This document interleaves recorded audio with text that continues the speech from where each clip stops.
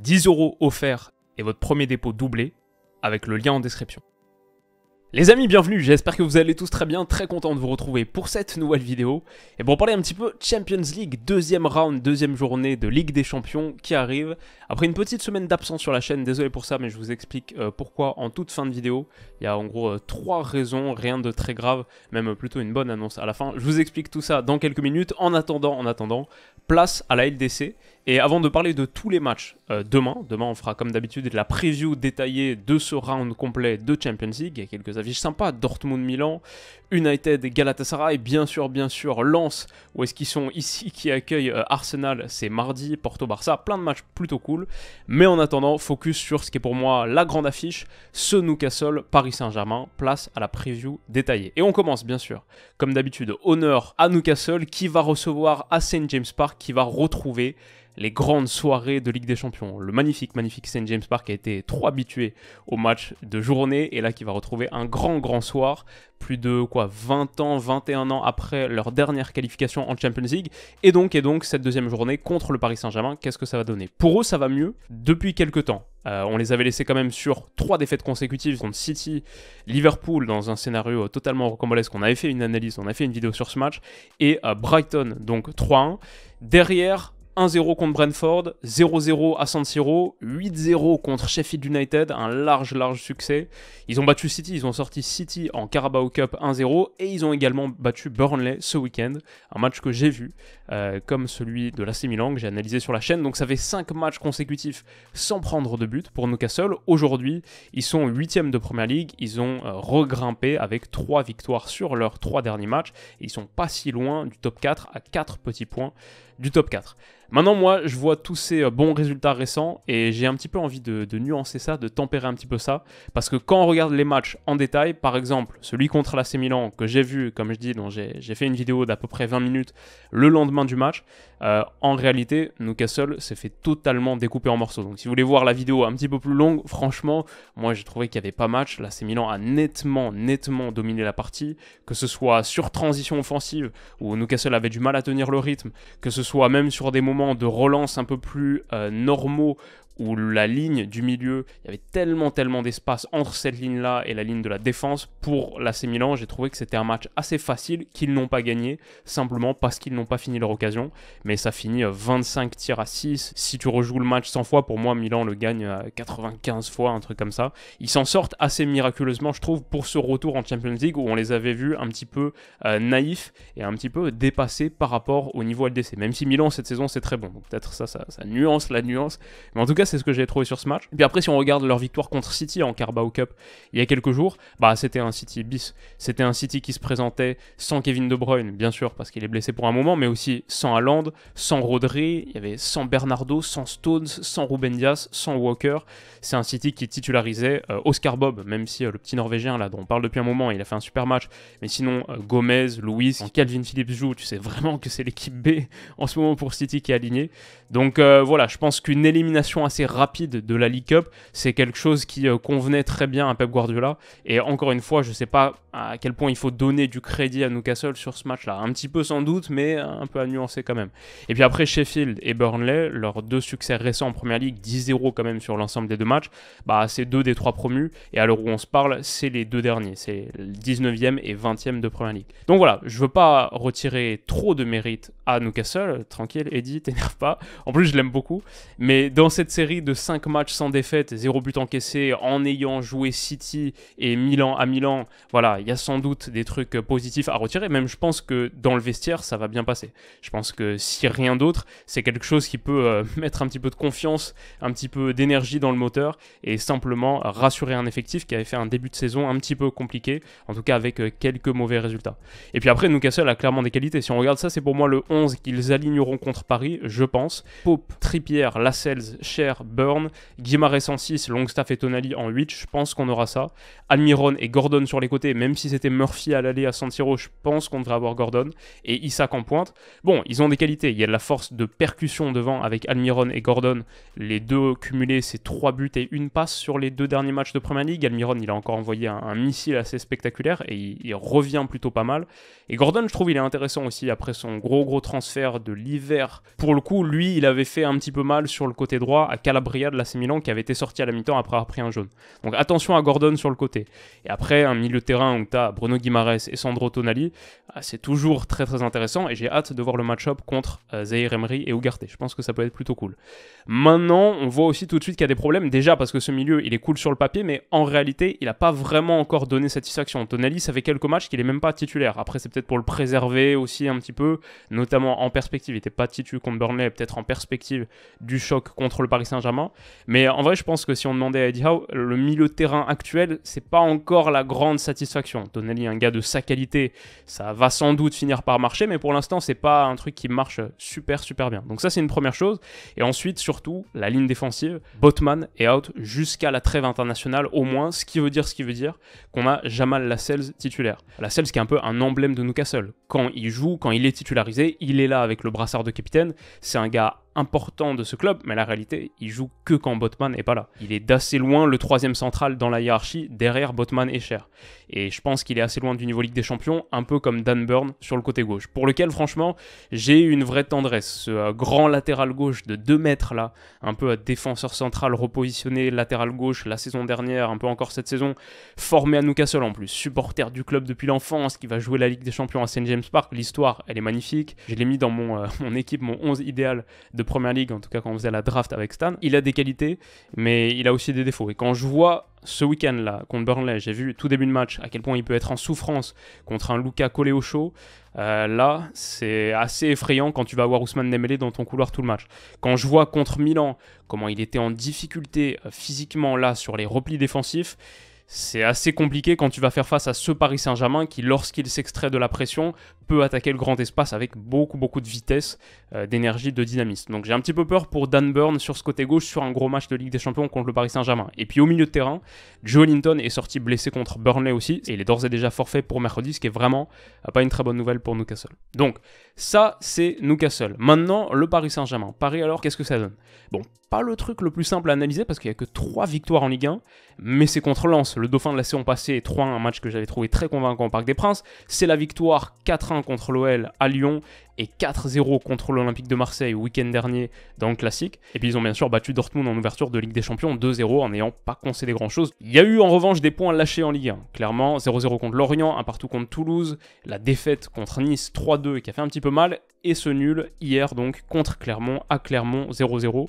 La réalité c'est qu'aujourd'hui Paris est seulement 3ème de Ligue 1, peut même rétrograder à la 5ème place en fonction des résultats d'aujourd'hui. Maintenant ce que je veux dire c'est ce match nul à Clermont là d'hier, 0-0 contre la lanterne rouge de Ligue 1 avant le début du match en tout cas. Et Paris n'a pas fait un excellent match, mais perso c'est pas trop non plus le genre de performance qui m'inquiète. Juste avant une grosse rencontre de Ligue des Champions, peut-être la tête un peu ailleurs, je veux dire Zahir Emery et Ugarte, les deux étaient laissés au repos sur le banc, et le PSG finit quand même avec quasiment 3 XG créés, donc un très grand Moridiao dans les buts, et sans doute que ça peut tourner différemment. À nouveau, si tu rejoues le match 100 fois, combien de fois est-ce que le PSG laisse des points de côté? Je pense pas tant que ça, même s'ils ont concédé quelques grosses occasions, c'est peut-être plus ça le motif d'inquiétude, mais dans l'ensemble je serais pas trop alarmiste sur ce résultat, et pour l'instant, comme vous savez, ce que je vois du PSG me plaît pas mal.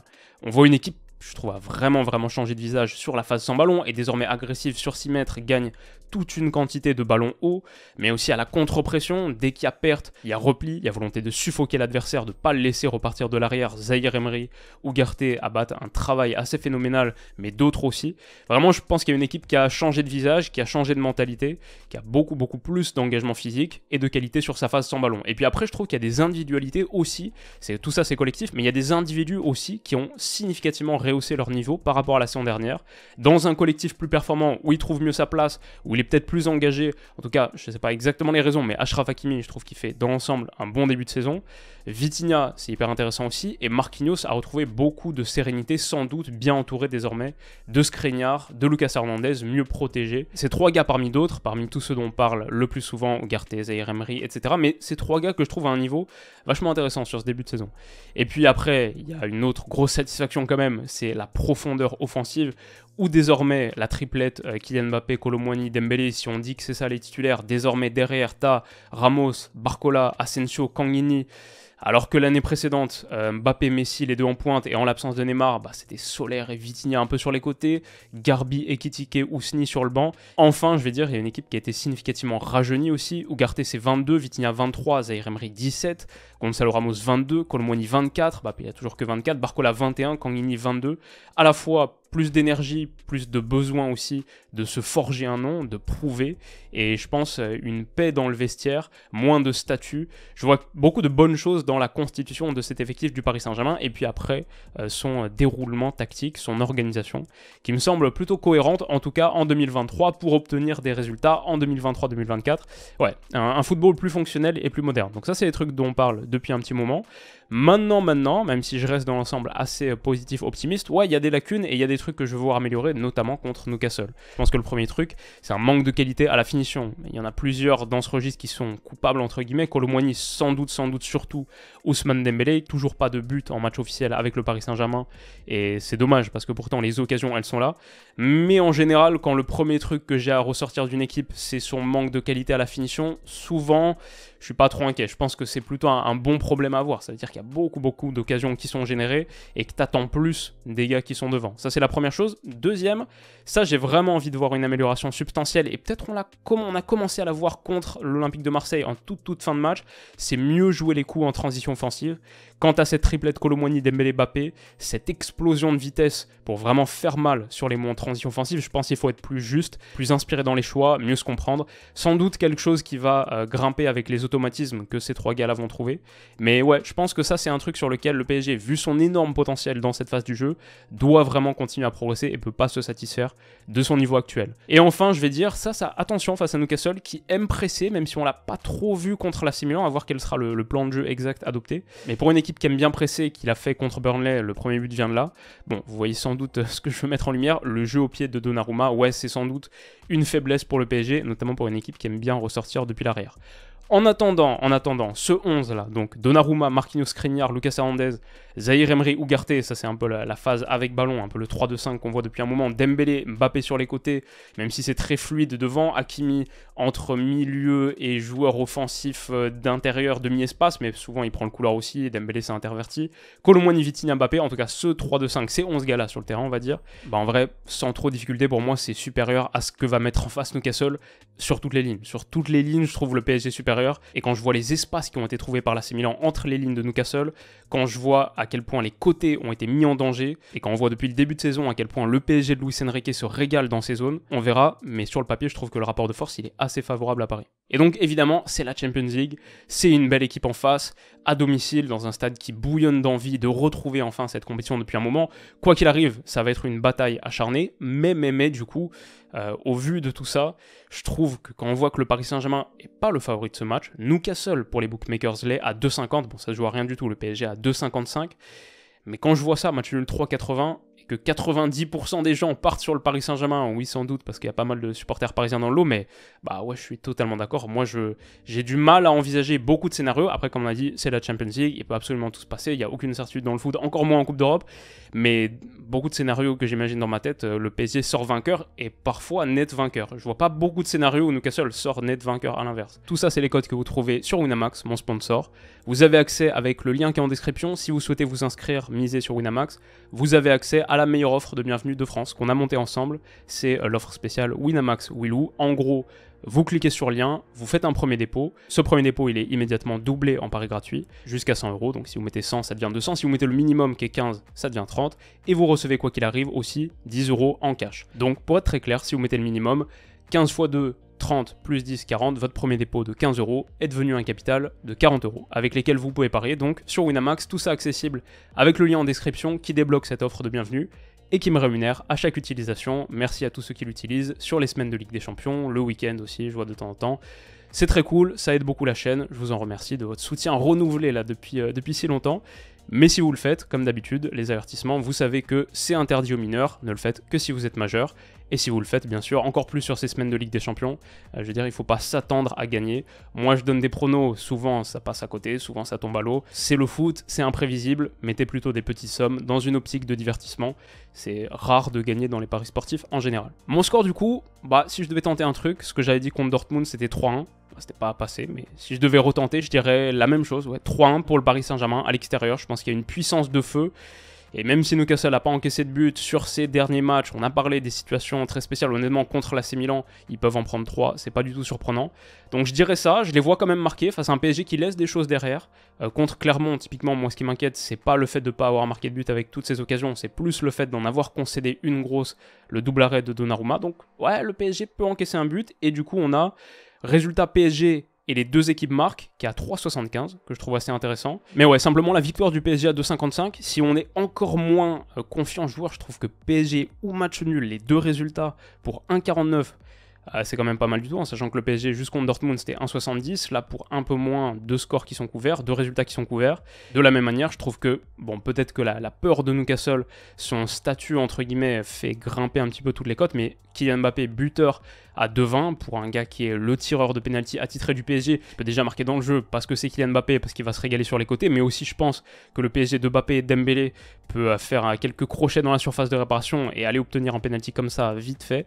Ouais, Mbappé buteur à 2,20, je trouve que c'est pas mal non plus. En tout cas, voilà quelques petites intuitions, et peut-être le truc c'est attention au coup de pied arrêté. Newcastle est très bon sur coup de pied arrêté, ils en ont marqué 2 à la suite contre Sheffield l'autre jour, Trippier les tire très très bien, Dan Burn au second poteau c'est une menace, mais comme l'était Botman, même si Botman pour le coup est pas là, attention au coup de pied arrêté, même si je vois le Paris Saint-Germain gagner ce match, ça peut être de là d'où viendrait potentiellement donc le but de Newcastle. Mais on verra, voilà, c'est des petits pronos comme ça qui valent pas grand chose. Le but c'est de faire cette preview, c'est de se chauffer un peu pour ce match, et on sera évidemment là pour l'analyser à peu près 1 heure après le coup de sifflet final. La dernière chose que j'avais à vous dire donc, c'est les raisons de mon absence, c'est genre je tends le carnet de vie scolaire là, ou le carnet de liaison, pourquoi est-ce que j'étais pas là pendant une semaine, déjà désolé, c'est un truc qui est, je pense c'est la première fois que ça se produit cette saison, une semaine sans vidéo sur la chaîne, ouais, moi-même ça m'a manqué, c'est pas toujours facile, tellement habitué à en faire, et là une semaine sans en faire. Pourquoi? Première raison très simple, j'étais crevé en vrai, je crois qu'il y a eu 10 vidéos sur la semaine d'avant, cette grosse semaine de reprise Ligue des Champions,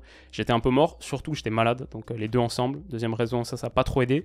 Mais la troisième, elle est plus positive, elle est plus cool, c'est que je pars au Japon avec ma copine, on part 2 semaines, on s'envole jeudi, on atterrit vendredi, c'est sur la période entre les 2 semaines de Ligue des Champions, je reviens juste avant la 3e journée de Ligue des Champions, mais donc 2 semaines au Japon, ça va être trop cool, j'ai trop hâte, c'est ma première fois, et du coup ça demandait aussi un petit peu de temps de préparation, ouais, 1 semaine avant de partir.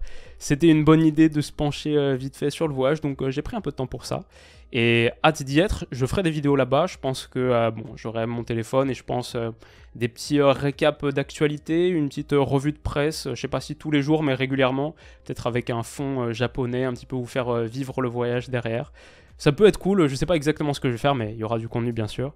Et on se retrouve demain pour la suite des pronos Champions League. Il y a une grosse semaine de Ligue des Champions avant le départ, mais après, dans quelques jours, on se retrouvera au Japon et j'ai hâte. Les amis, j'espère que cette vidéo vous a plu, comme d'habitude, la petite vidéo du dimanche qui demande un réveil assez matinal le dimanche, mais ça en vaut la peine, toujours content de se projeter sur ces grandes affiches de Ligue des Champions. J'espère que ça vous a plu, si c'est le cas, mettez-moi un mot sympa dans les commentaires, et on se retrouve très vite pour la suite. Prenez soin de vous les potes, passez un très bon dimanche, et bonne semaine, bisous.